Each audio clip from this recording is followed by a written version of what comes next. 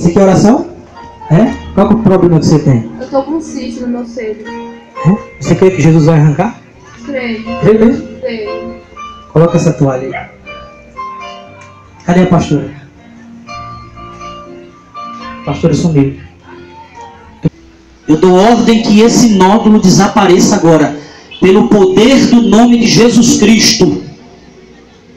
Eu vou dar um sopro. E essa mulher vai ficar curada para a glória de Deus. Em nome do Senhor Jesus, meu Pai. Todo nódulo, toda enfermidade, toda maldição que tiver sobre a vida dela e sobre a casa dela. Em o nome de Jesus.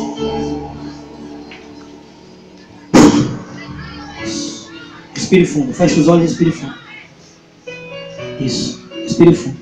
Diga assim, ó. Eu recebo o meu milagre. Em nome de Jesus. Em nome de Jesus. Amém. Amém. Agora pega essa toalha aqui, pastor.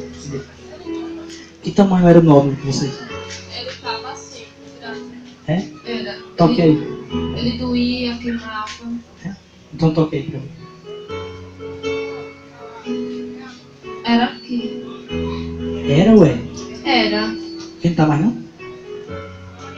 Porque quando eu apertava assim, doía. Ah, não tá doendo mais não? Não. Eu aperto assim, não dói mais. Mas cadê ele? Era aqui.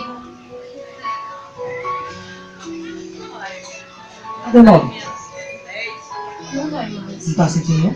Não. Se apertasse doía? Doía. Hã? E agora? Não dói mais. Aperta aí, pastora, pra ver. Hã? Não dói. Tem nódulo aí, pastor? Oxe, Jesus arrancou agora. Palmas para... É para glorificar o nome de Jesus Cristo, igreja. Tem nódulo aí, pastor? Procura aí. Quem conhece essa mulher? É? Ela reclamava de nódulo aí? É? Ela tá chorando. E você também está chorando, moça. Sabe por que vocês estão chorando? Porque Jesus está aqui nesse lugar. É para glorificar a igreja em nome do Senhor. Está filmando isso aí, cara? Isso aí não é. Jesus arrancou agora. Sabe por que eu dei uma bronca em você ali? Porque não sou eu que curo. Inclusive até a irmã disse que pastor, a irmã quer que o senhor cure ela. Eu digo, como é que eu vou curar se eu não sou Deus? O que eu posso fazer é orar. Não é verdade? Jesus arrancou? Arrancou. Então diga glória a Deus. Glória a Deus. Você vai fazer exame e não vai dar nada aí.